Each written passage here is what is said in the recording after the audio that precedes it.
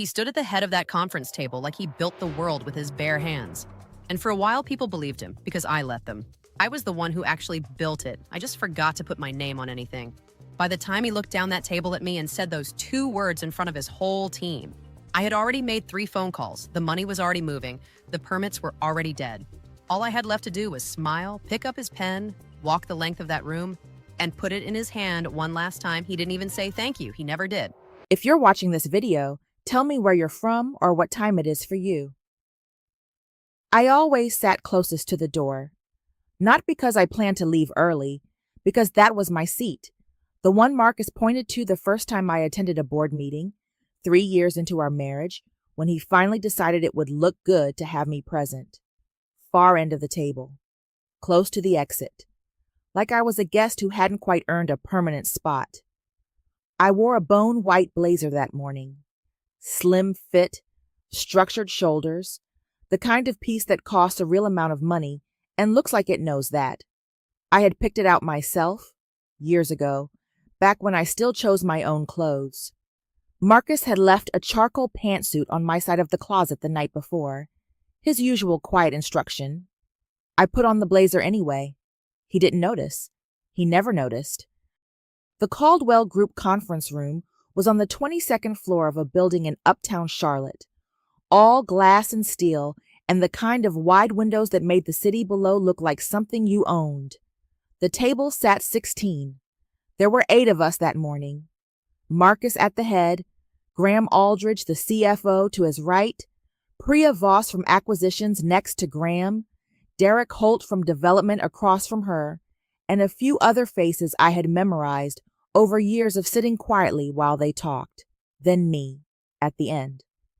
Marcus was already mid-presentation when I arrived. He didn't pause, didn't look up, just kept moving through his slides with that smooth, practiced confidence he'd had since the day I met him, the voice of someone who never questioned whether the room was with him, because the room was always with him. I set my bag down, pulled out my chair, and sat.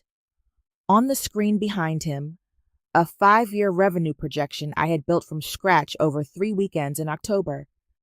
Every number, every assumption, every sensitivity analysis.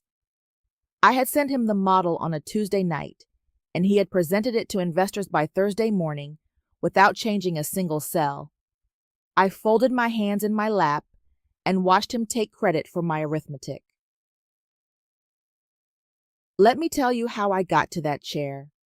I grew up in Gastonia, youngest of 4, only girl, mother who worked nights at a hospital and still somehow made Sunday dinner feel like an occasion. I was the child who read the fine print on everything. Contracts, instructions, warning labels. My grandmother called it a gift. My brothers called it annoying. I went to school for finance, built a small consulting practice in Atlanta by the time I was 33, and had clients who paid me good money to find the problems in their numbers before the problems found them. I was good at it. That part matters. I met Marcus Caldwell at a real estate development conference in Atlanta. He was giving a breakout session on mixed-use development in secondary markets.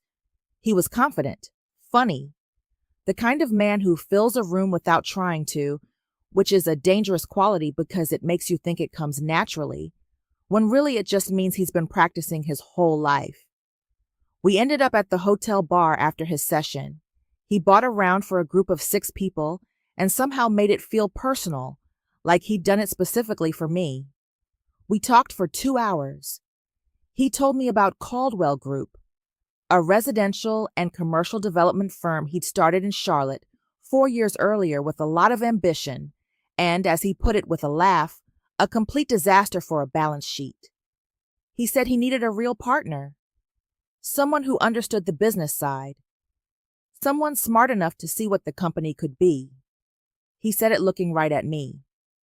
We dated for 8 months. Long distance, Atlanta to Charlotte, weekends mostly. He drove down twice a month without being asked. He remembered things, and the name of my grandmother, the coffee order I mentioned once in passing, the deal I was working on that had been giving me trouble. He asked follow-up questions.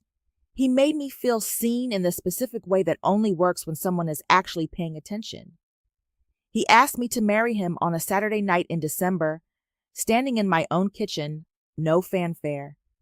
Just the two of us and a ring he had clearly thought about. I said yes. I closed my practice in Atlanta 6 months later, moved to Charlotte, walked into Caldwell Group and started fixing things. The company was bleeding, not dramatically, not in any way that had triggered alarms yet, but slowly. The way a slow leak ruins a foundation before anyone notices the floor is soft. Poor cash flow management. Contracts with terms that made no sense. A construction vendor relationship that had been costing them $40,000 a quarter in avoidable overruns. I found all of it within 60 days. Marcus held my hand at dinner the night I walked him through my findings. He said he didn't know what he would do without me. For 2 years it felt true. I restructured the accounting systems, renegotiated 3 vendor contracts, built a financial model that actually reflected the company's real risk exposure instead of the optimistic fiction the old model had been telling. I introduced Marcus to Darnell Webb, a venture capitalist I had worked with in Atlanta who specialized in real estate, a man who invested $22 million in Caldwell Group because I called him personally and told him the company was worth it. I was the reason Darnell said yes, not the pitch deck, not Marcus's handshake. Me. I also connected Marcus to Phyllis Okafor, a city councilwoman I had met through my church's community development ministry. Phyllis had relationships in every municipal office that mattered in Mecklenburg County. When Marcus needed zoning approvals move faster than they were moving, I called Phyllis. She helped because she trusted me. She had known me for years. She did not know Marcus at all. 2 years in, Marcus stopped saying my name in meetings. It started small. We restructured the model instead of Renee built the model. We brought in the Webb capital instead of Renee called Darnell. Then the we disappeared too, and it became I. I turned this company around. I built these investor relationships. I created the financial strategy that got us here. I told myself it was just how he talked, that internally he knew, that the important thing was the work, not the credit. I was lying to myself, but I was good at it by then. The pen fell off the table at 9:47 in the morning. I know the time because I was watching the clock. Not out of boredom. I had learned to track the meeting's rhythm so I could anticipate when Marcus might pull up the revenue model, brace myself for the moment of watching my own work presented in his voice. The pen was a Mont Blanc, the thick one, dark resin and gold trim. He had bought it in Miami at some boutique that charged $2,800 for the experience of buying a pen. He kept it in his inside jacket pocket and took it out with the particular care of a man who needed people to see him taking care of things. It rolled off the edge of the table slowly, the way expensive things fall, almost graceful, like it knew it was being watched. It hit the carpet with a soft sound, then it rolled, straight and steady, all the way down to my end of the table. It stopped directly in front of my chair. The room went quiet in that specific way where you can feel everyone deciding not to move.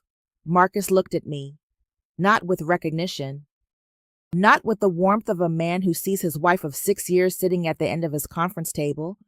He looked at me with expectation, flat and certain, the look you give a tool when you need it to do its function. "Pick it up," he said. 2 words, no please.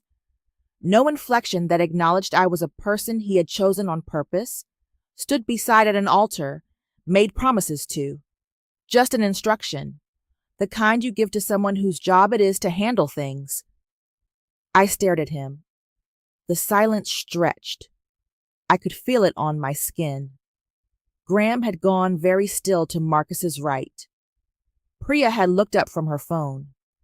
Derek was watching from across the table with an expression I could not fully read. Not quite discomfort, not quite amusement. Marcus said it again, louder this time, cleaner, like he was clarifying for someone who hadn't understood. Renee, the pen, pick it up. Someone laughed. I don't know who started it, but once one person went, two more followed, and then Graham shook his head with this grin like he had just watched something he couldn't believe, and Priya covered her mouth, and the sound of it, small and bright and cruel, filled the room like smoke. They were laughing at me. I felt my face go hot. My hands under the table were not steady. Every instinct I had was screaming, stand up, say something, walk out. But I knew Marcus. I knew exactly what he wanted. He wanted a reaction. He wanted emotion he could point to later, evidence that I was too unstable, too sensitive, too much. So I didn't give it to him. I smiled, small, controlled. The smile I had perfected over 6 years of standing next to him at charity galas and investor dinners and city council receptions. The smile that said everything is fine, and I am fine, and we are fine. I stood. I walked the length of the table. I bent down and picked up the pen. It was heavy in my hand, more substantial than it had any right to be. I walked all the way to his end, set the pen down gently in front of him. There you go, I said quietly. He picked it up without looking at me. Clicked to the next slide. I walked back to my seat. I sat down, folded my hands in my lap, and something that had been held together by hope and patience and the memory of who Marcus used to be, or who I believed he used to be, finally broke clean. The meeting ended at 11. People gathered their things, checked phones, said the names of other meetings they needed to get to.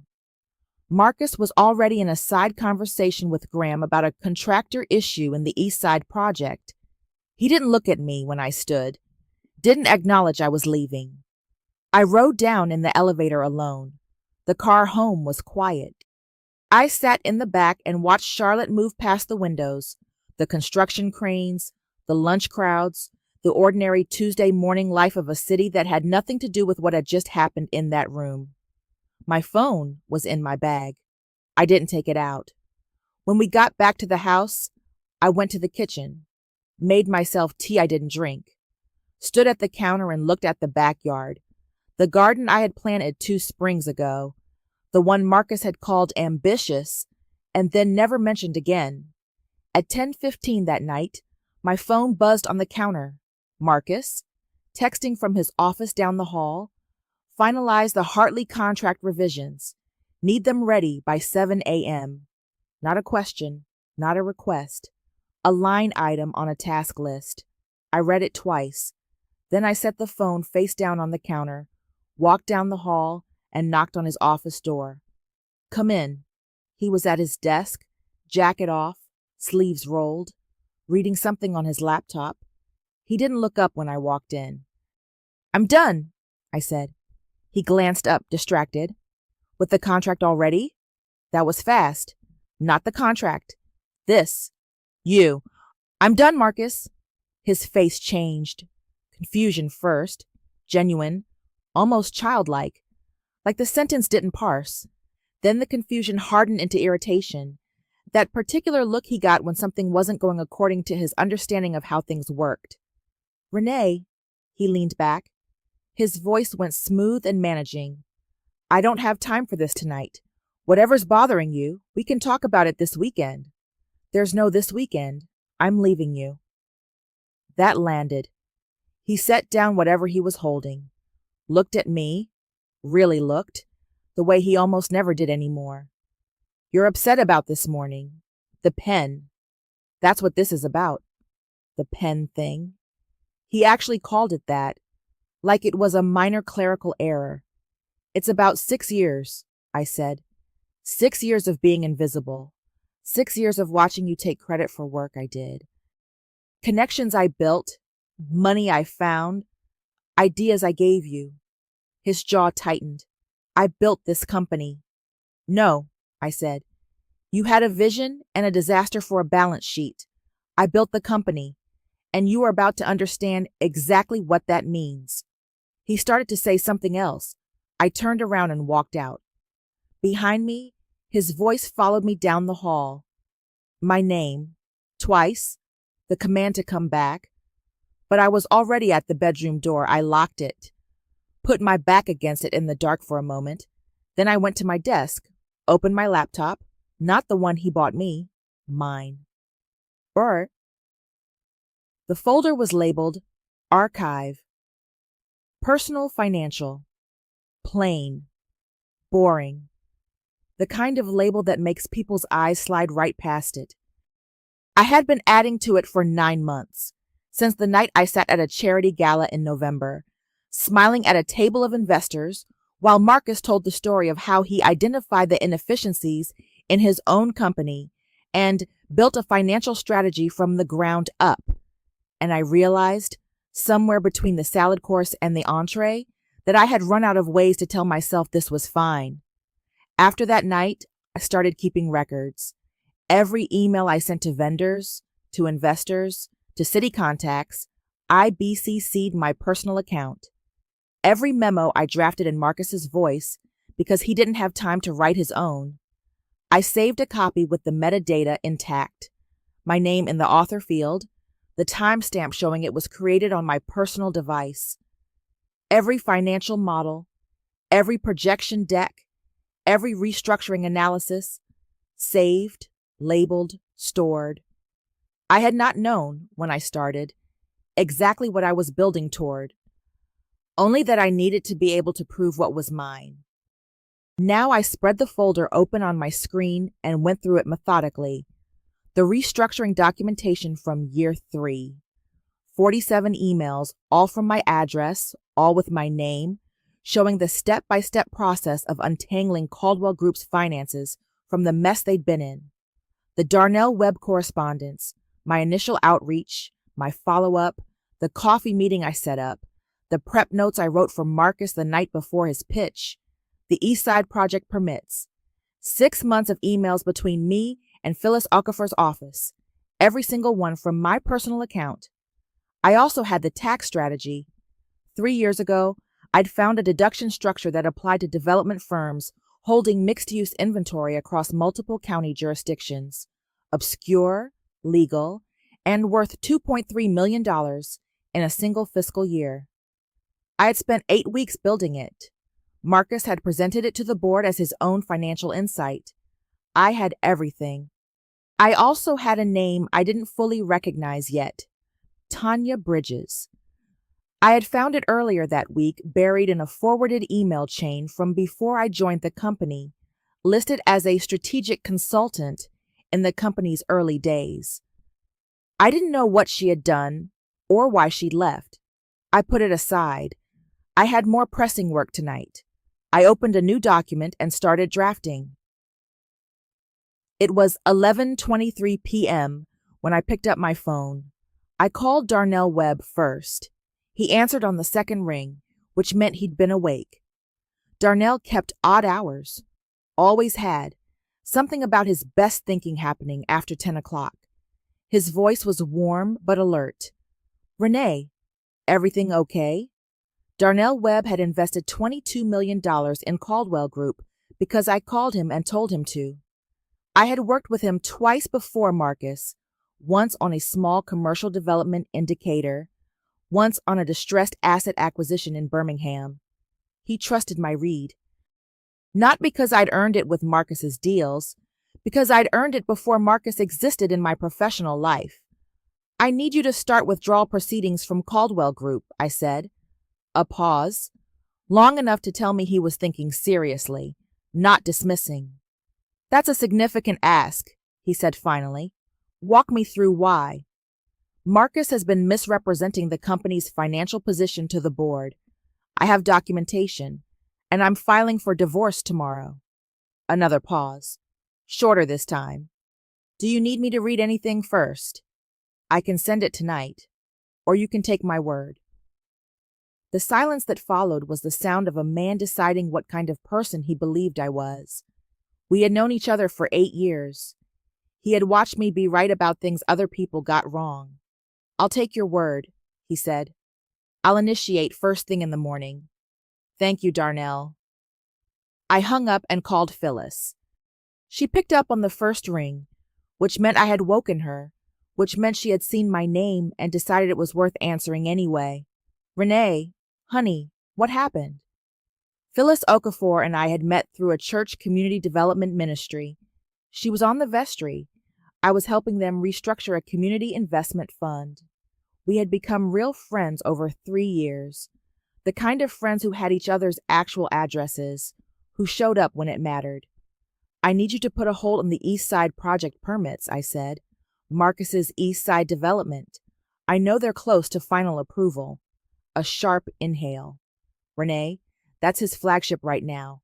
If those permits don't come through, the investor capital triggers a clawback." "I know." Quiet. Then carefully. "He did something." "Yes." "Then consider it done. You call me when you're ready to talk." I said I would. I hung up. I sat at my desk for a moment, in the quiet of my own bedroom, and I felt something I hadn't felt in a very long time.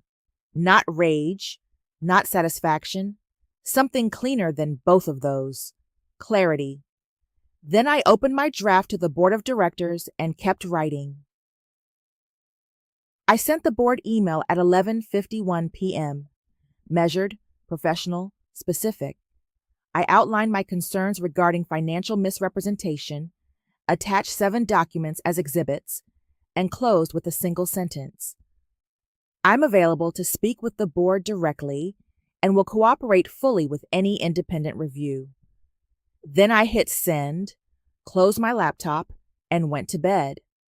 I slept 8 hours, uninterrupted, deep. But before sleep, I had spent 20 minutes on Tanya Bridges. It wasn't much. A LinkedIn profile with no photo that hadn't been active in 3 years. A name in a comment thread on a Charlotte real estate professional group from 2019, and a brief mention in an archived article about a Caldwell Group project from the company's early days. The article called her a founding financial consultant, in one sentence, then spent the rest of its paragraphs on Marcus. I searched her name and the company together. Nothing substantial came up. I searched her name and Charlotte. A Facebook profile, locked down to friends only, with a profile picture of a woman I couldn't see clearly. I searched her name and Decatur, Georgia, because something in one of the archived email headers had shown a Decatur address. A community Facebook group came up, a small business owner support group. In a post from 2 years ago, someone had tagged her, "Tanya, are you doing okay? Thinking about you after everything with that real estate situation." Tanya had replied with a single word, "surviving." I sat with that for a moment. Then I saved the link, closed the tab, and told myself I would come back to it. I had more immediate things to handle. I was wrong about Tanya being minor, but I didn't know that yet.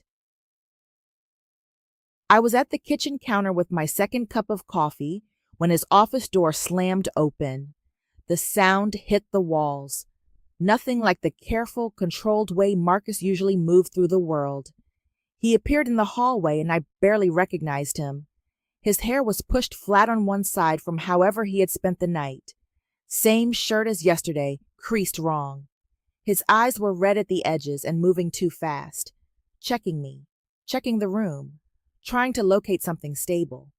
He looked like a man who had spent the night watching his world quietly detonate. "What did you do?"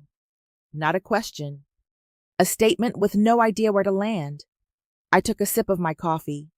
I did not rush to answer. "What did you do, Renee?" His voice cracked on my name. "I didn't do anything," I said. "I just stopped holding everything together."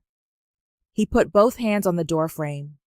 Darnell pulled his funding, $22 million. Phyllis sent a letter to the permits office. The Eastside approvals are on indefinite hold. The board called an emergency session for this morning. Graham sent me an email at 6 a.m. asking me to explain, quote, financial irregularities. He said the last two words like they were a foreign language. All of this, overnight. That sounds like a difficult morning, I said. You did this. I made some calls. I also sent an email. I set my cup down. Marcus, you've been taking credit for my work for 6 years. You've been building a company on my relationships, my strategies, my labor, and you've been presenting it to the world as the story of your genius. I stopped participating in that story, that's all. His phone started buzzing on his desk in the other room. We could both hear it from where we were standing. Insistent, continuous. He looked toward the hall, then back at me, and for just a moment, one moment, I saw something pass across his face that wasn't anger or calculation or management. It was something rawer than that, something almost like recognition. Then it was gone. He walked back down the hall to his office. I heard him pick up his phone, heard a sound, somewhere between a sharp breath and something less controlled. He came back to the doorway holding the screen toward me like evidence. 47 missed calls, he said. His voice was barely above a whisper. You should probably start returning those, I said, though I don't imagine any of them are good news. He stared at me. I looked back at him steadily. This man I had married, this man I had believed, this man who had pointed at a chair at the end of a long table and told me that was my seat, and I had sat in it for years without asking why. You can't do this, he said. We built this together. No, I said, for the second time in less than 12 hours. I built it. You put your name on it. There's a difference, and you're about to learn exactly what that difference costs. I rinsed my cup in the sink, picked up my bag from the counter, and walked to the front door. I came back to the house 2 hours later, when I knew Marcus would be at his emergency board meeting. The doorman nodded me through without question. I had lived there for 5 years. My name was on the lease, alongside Marcus's, one of the few things in this life he had not managed to put solely in his own column. I went to his office, not to look for anything specific. I told myself I was retrieving my own files, the few physical documents I kept in his space, because there hadn't been anywhere else with a proper file drawer. I told myself I was being practical, but I opened the bottom drawer of his desk. Inside was a file folder, green, neatly labeled in Marcus's handwriting, M. Personal. I stood there for a moment, then I opened it. The first document was a prenuptial agreement with my signature at the bottom. I stared at it. We had talked about a prenup before the wedding. His attorney had brought it up. I had been clear. I wasn't signing anything that treated our partnership as a transaction. And I had believed Marcus when he told me he agreed, that it wasn't necessary, that we were building something together. I had believed him. The signature at the bottom of this document looked like mine, had the date of our wedding month. I did not remember signing it. I kept reading. Behind the prenup, asset protection filings. An LLC restructuring that had been completed 14 months ago, moving significant Caldwell Group assets into a holding company where spousal claims would not apply. Executed quietly by an attorney whose name I did not recognize. Behind that, a letter from Marcus's personal attorney, dated 8 months ago, outlining a strategy for, and I read the exact words 3 times to make sure I had them, protecting primary business assets and minimizing spousal liability exposure in the event of marital dissolution. He had been planning to leave me, not reacting to my leaving, planning ahead of it, building a structure quietly, systematically, that would ensure that when he was done with me, I would walk out with as close to nothing as the law would allow. He had done all of this while I was still in that house, still cooking dinner in that kitchen, still sitting at the end of that conference table in outfits he selected. I took my phone out and photographed every page, every exhibit. Every date and signature and attorney letterhead. I photographed the folder label. I put everything back exactly as I had found it. Then I sat in his leather chair, the one I had never been invited to use, his sanctum, and I let myself feel the full weight of what I was looking at. He had not drifted into taking me for granted. He had planned it. I let that settle. Then I stood up, picked up my bag, and went to find a better attorney. Gwr. It took me 4 days to reach her. The Facebook profile was private. The old LinkedIn was dead. I sent a message through the community group where I had seen her name. Careful, brief, identifying myself only as someone connected to Caldwell Group who needed to speak with her. I left my personal email. She responded 40 hours later. Who are you exactly, and why? I wrote back honestly. I told her my name. I told her I was Marcus's wife, or had been until recently. I told her I was building a legal case and that her name had come up in documents I had access to. I told her I was not working with Marcus. I was working against him, and that I would understand completely if she chose not to respond. She wrote back within an hour. When can you meet? We chose a diner in Noda, away from the uptown world where anyone might know either of us. I arrived first, ordered water, waited. Tanya Bridges was 38 years old. She came in wearing a good coat, worn at the collar, and she moved through the room with the particular careful alertness of someone who had learned to read spaces before trusting them. She had natural hair pulled back tight, reading glasses she didn't need for distance pushed up on her head, the look of someone who had been thorough their whole life and had learned the hard way that thorough was not always enough. She sat down across from me and looked at me for a long moment before she said a word. "You're not what I expected," she said. "What did you expect?" She shrugged. "His wife. I thought you'd look more like his wife." "I'm not anymore," I said. "Tell me about the company." She told me. Tanya Bridges had met Marcus Caldwell 6 years before I had. She was a financial consultant in Atlanta. Small firm, good reputation, specialty in early-stage development companies. Marcus had hired her as a fractional CFO for a company he was calling Caldwell Group at the time, though it was little more than a name and 2 parcels of land he'd optioned in Mecklenburg County. He had paid her a flat consulting fee and promised her equity, 5%, formalized in a side agreement, once the company reached certain revenue thresholds. She had built his first investor deck, found his first financing, introduced him to 2 development partners who remained with the company to this day, their names on contracts Tanya had negotiated. When the revenue thresholds were reached, she asked about the equity. Marcus's attorney sent her a letter explaining that the side agreement had been superseded by a revised consulting contract she had signed 18 months earlier. A contract, Tanya said, that she had signed in a stack of documents during a refinancing process without realizing what had been slipped in. She had spent 2 years trying to fight it. She had gone to 3 attorneys. The first said the case was too expensive to litigate against a well-funded opponent. The second took her money for 6 months and then quietly stopped returning calls. The third sat across from her and said, gently, that without clearer documentation, a jury would likely side with the company. She had eventually stopped, not because she believed she was wrong, because she ran out of resources to keep fighting someone who had more. "I knew what he was," she said. "I just couldn't prove it in a way anyone would listen to." She looked at me across the table. "You have documentation." "I have everything," I said. Something shifted in her face. Not relief, not quite. More like the particular exhale of someone who has been carrying a weight alone for a long time and has just been told they don't have to anymore. "Then let's talk," she said. I had a lawyer by then, a friend's referral.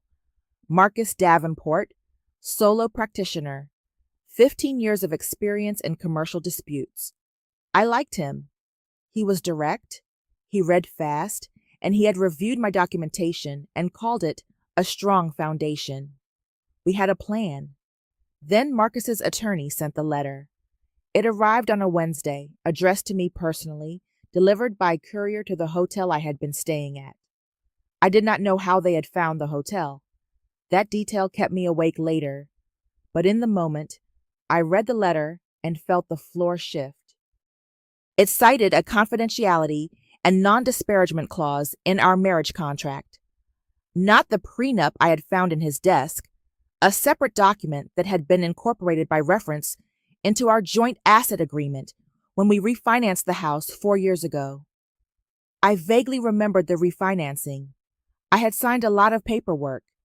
The letter claimed that my email to the board of directors constituted a violation of this clause, that by disclosing internal financial information to board members, I had exposed myself to counterclaims, that any further communications of this nature could result in legal action against me personally. I called Marcus Davenport that afternoon. He went quiet on the phone in a way that good attorneys only do when they are thinking seriously. "This is complicated," he said finally. "Can they actually do anything with this?" "That depends on a few things. The clause language, the scope of what you disclosed, whether the board email qualifies as protected disclosure under the fraud exemption." He paused. "I need a day or two to review." 2 days felt like a long time. During those 2 days, I did not sleep well. I sat in my hotel room and I turned the situation over in my mind, looking for angles, looking for what I had missed. I had been so careful. I thought I had been so careful, but Marcus had been building a structure around me for years, quietly, in documents I had signed without reading closely enough, and I had not known the full shape of it until now. I called Darnell Webb on the second night, not to ask for anything, just to tell him where things stood. He listened. Then he said, "I know someone. Let me make a call." Her name was Rebecca Merritt. She had an office in a building on South Tryon, 15th floor, with a view of the Caldwell Group building visible from the window. I did not know if that was deliberate. I chose to believe it was. She was in her mid-50s, gray-locked, with reading glasses on a chain, and the desk of someone who processed large amounts of information and needed to be able to find any of it immediately. She had reviewed my documentation for 48 hours before our first meeting and had also, she said without elaborating, encountered Marcus Caldwell's legal team before in another matter she could not discuss. She did not waste time getting comfortable. "The confidentiality clause is real," she said. "Your former attorney was right to flag it. But it has a carve-out. Fraud disclosures to a governing body, which the board of directors qualifies as, are explicitly protected under the clause's own language. Whoever drafted this for Marcus either didn't read it carefully or assumed you wouldn't either. So the letter is a scare tactic, a well-executed one. I'll give them that. But it has no teeth." She looked at me over her glasses. "He built a cage, but he left the door open. That's going to happen a lot with him, I think. He's strategic, but he's not meticulous. He relies on people not reading carefully." She said this in a tone that was completely without judgment, which I found more comforting than sympathy would have been. We talked for 2 hours. I told her about Tanya. She asked careful, specific questions, dates, documents, witness availability. When I was done, she sat back in her chair. "Here's where we are," she said. "You have an intellectual property and financial exploitation case that is well documented and strong. Tanya Bridges' case adds a pattern of conduct argument that significantly strengthens both claims. The prenuptial agreement you found is worth investigating. Signatures can be contested, particularly if there's evidence of procedural irregularity." She paused. "I'd also like to look at the asset protection filings." 14 months ago, you said?" "Yes. That timing is interesting. Do you know what was happening in the company around that period?" I thought about it. The East Side project was closing its first round of investor funding. It was a significant moment for the company. Rebecca made a note. "So around the time Marcus was bringing in new capital that, based on your documentation, was substantially secured through your relationships, He was simultaneously restructuring assets to minimize your claim to them. Yes, I said. She looked at me steadily. He knew exactly what he was doing. Yes, I said again. He did. Good, said Rebecca Merritt, because so do we. Alma. I kept my mouth shut. Rebecca had been clear about this. I made no public statements. I did not call reporters. I did not post anything. I did not respond to the 3 emails Marcus sent me through his attorneys asking to discuss a private resolution. I did not respond to the 2 texts he sent from his personal phone, both late at night, both longer than anything he had texted me in the last 2 years of our marriage. I read the texts. I didn't answer. Marcus could not do the same. 10 days after the board suspended him pending investigation, he gave an interview to a Charlotte business publication. I watched it on my laptop in the hotel room. Eating takeout, I had stopped tasting 20 minutes in. He was composed, polished, the version of Marcus that had charmed rooms for years. He talked about market volatility, about the challenges of rapid company growth, about how the withdrawal of certain investment relationships had created temporary liquidity challenges that the company would absolutely weather. He did not mention me by name. He gave a second interview 4 days later to a regional business podcast. He was slightly less composed. He talked about internal disruptions caused by a personal situation. He mentioned carefully that some of the financial documentation circulating was contextually incomplete and had been shared by someone with limited operational understanding of the company. Rebecca's paralegal clipped both interviews and added them to our file. The third interview, 2 weeks later, was harder to watch. He looked tired. His answers ran long and then cut off in the wrong places. He mentioned my name, said I had always struggled with the financial side of the business, that I had been more of a support role. He seemed to realize mid-sentence that he was saying something he shouldn't and tried to walk it back, which made it worse. The interviewer asked him very evenly to clarify what he meant by support role, given that public records showed my name on significant early correspondence with investors and city officials. Marcus said he appreciated the question and moved on to something else. Rebecca called me that afternoon. He's doing our job for us, she said. Every time he opens his mouth, he's adding to the record. I know, I said. Stay quiet, she said. I know, I said again. The vote was 6-3. Marcus was suspended from all active leadership of Caldwell Group, pending a full independent financial review. Graham Aldridge, the CFO who had grinned in the boardroom when Marcus told me to pick up the pen, was installed as interim director, which I understood as what it was. Graham reading the room and positioning himself on the side most likely to survive. 2 board members contacted Rebecca's office directly to offer voluntary cooperation with the independent review. Both had known me for years, had sat next to me at investment dinners, watched me quietly anchor conversations Marcus was nominally leading. They had their own questions now. They were willing to provide documentation. The East Side project collapsed completely. The permits Phyllis had stalled never came through, and without them, the project missed a construction milestone that triggered a capital clawback clause. $41 million in committed investor funding began the process of returning to its sources. The development partners withdrew. The contractors submitted invoices for work completed and walked off the site. By the time the full scope of the collapse became clear, Caldwell Group's credit rating had been downgraded twice, and the company's stock, it had gone public 2 years prior, a milestone Marcus had talked about for years, had dropped 38% in 6 weeks. I read about this on my phone in a coffee shop in Plaza Midwood, drinking a vanilla latte I had paid for with my own debit card, wearing a jacket I had chosen myself. I did not feel triumphant. I want to be clear about that. I felt the particular quietness of watching something finally be true that had been true for a long time but unseen. Rebecca handled Tanya's case alongside mine, with Tanya's own separate counsel coordinating with our team. It moved faster than anyone expected. The pattern of conduct argument was strong. My documentation from the restructuring showed that Marcus had used identical mechanisms across both cases.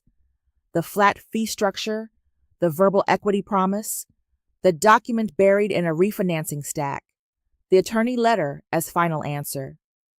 The equity side agreement Tanya had signed was not the superseded document his attorney claimed.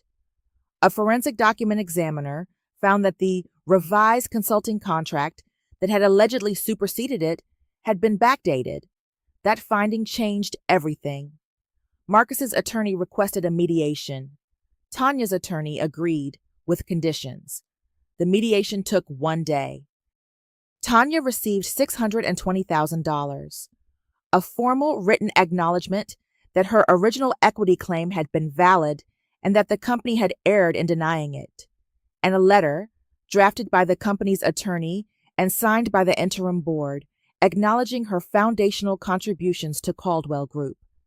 She sent me a text the evening after the mediation closed. Victor always said what goes around comes around. I didn't believe him for a long time. I believe him now. I didn't know who Victor was. I texted back. It came around. Rest in that.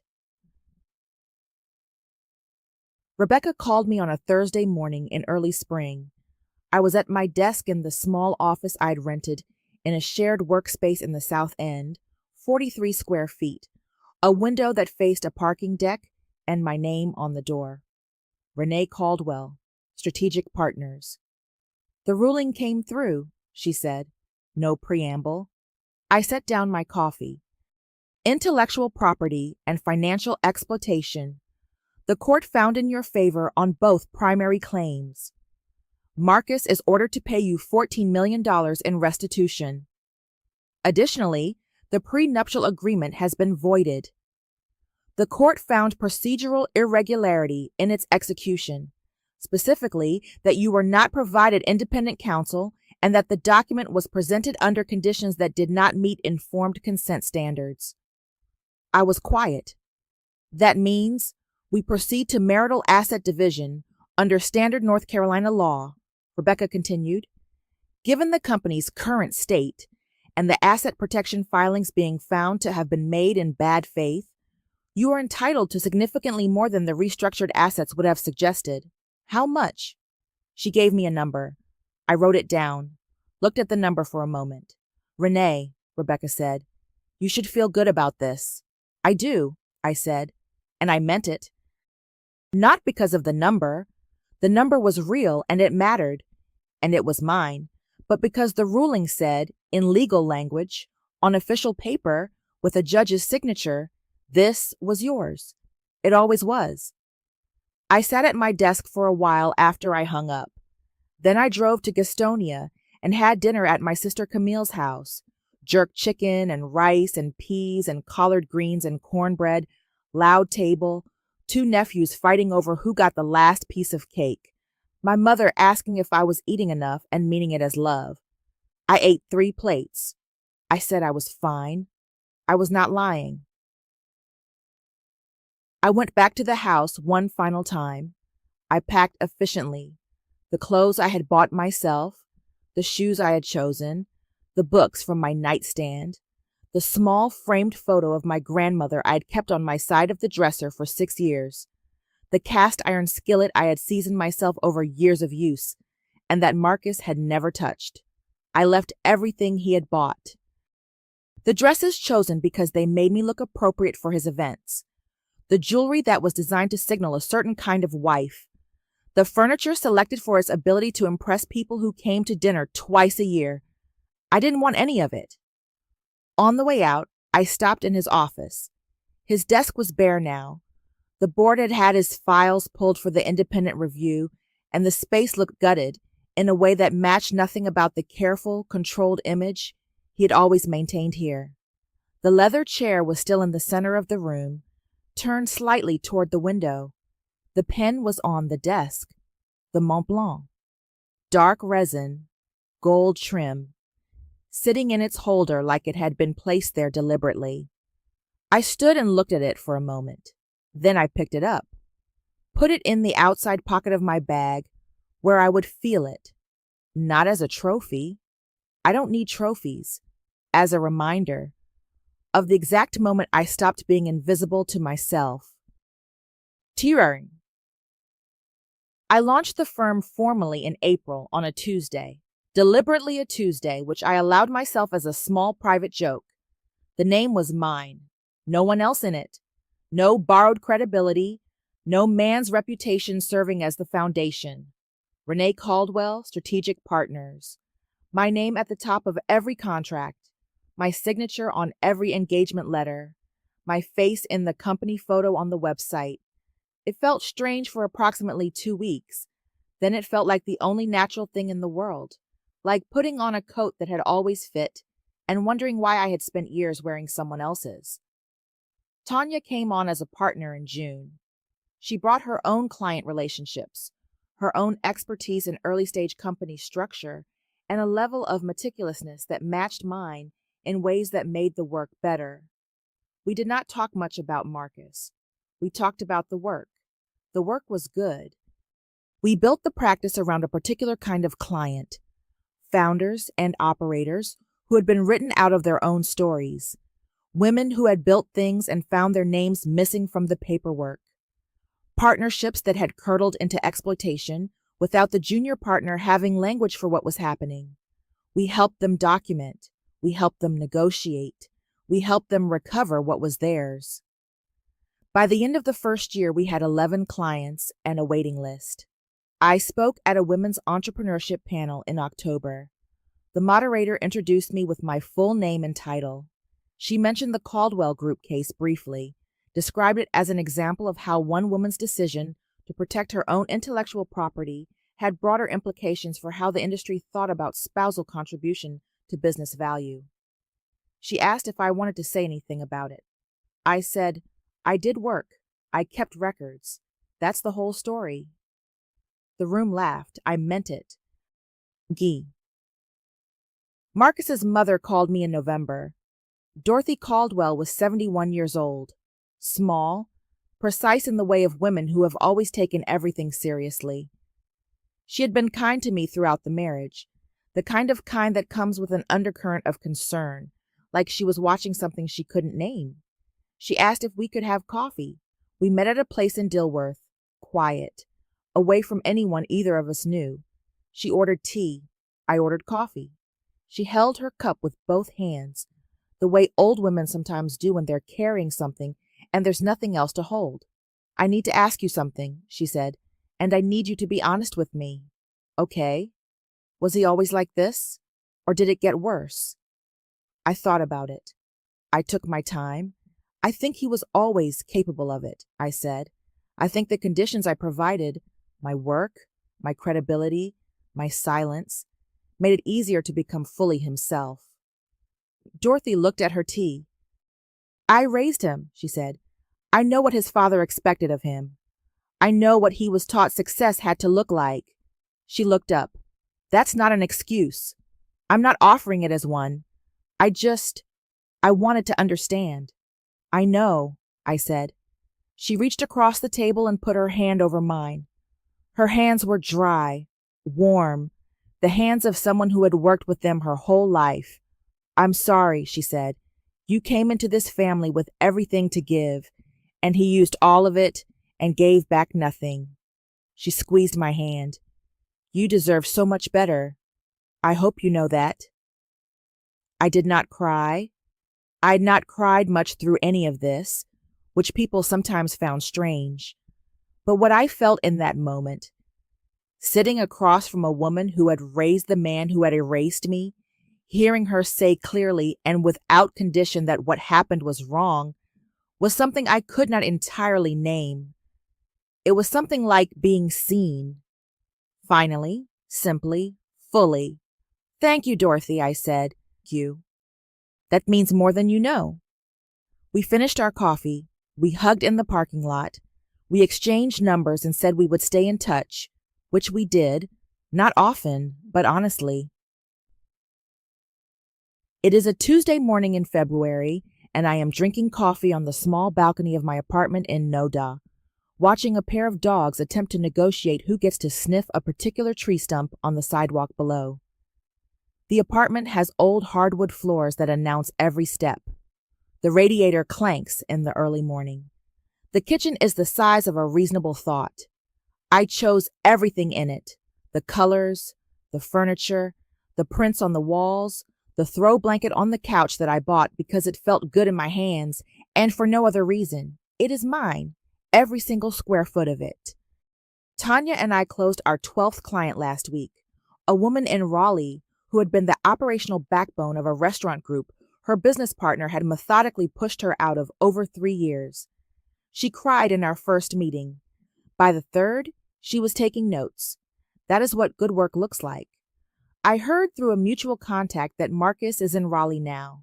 Consulting work, mid-level firm, the kind of position where no one introduces you at industry events because your name does not move rooms anymore. I do not know if this is true. I did not go looking for it. Last month, I ran into Phyllis Okafor at a community board meeting. She was presenting on a new mixed-use development initiative, and I had been invited to speak on financial accessibility for small business owners in the corridor.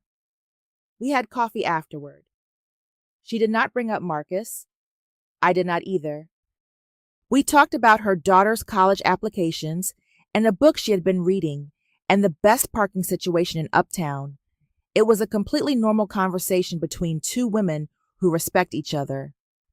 I spoke at the Women's Entrepreneurship panel again, different panel this time, larger room, university hosted. In the green room beforehand, a young woman about 25 came up and asked how I'd known when it was time to leave. I thought about it for a moment. I didn't know before it happened, I said. I knew in the moment. Something became undeniable, and once I saw it, I couldn't unsee it. She nodded like she understood. I hoped she did. I hoped she was asking because she was paying attention to something in her own life, and not because she needed to recognize it too late. The pen is on my desk at the office, in a simple holder, nothing fancy. Clients sometimes ask about it. It's clearly expensive, clearly not the kind of thing you buy yourself for a shared workspace desk. I never explain. I just say it's a reminder. They usually nod and move on. That's fine. The power was never in the pen anyway. I know that now. It was in me the whole time. I just needed to stop picking up his things and start building my own.